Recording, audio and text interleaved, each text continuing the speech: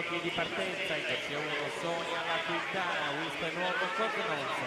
2 La Corti, nuoto Claudio Trebbia, corsia numero 3 Zoe Masetti, Nottoli nuoto 74, corsia 4 Greta Babani, Veneto, alla 5 Deborah Bernardi, alla 6 Elena Montignolo, Nottoli nuoto 74,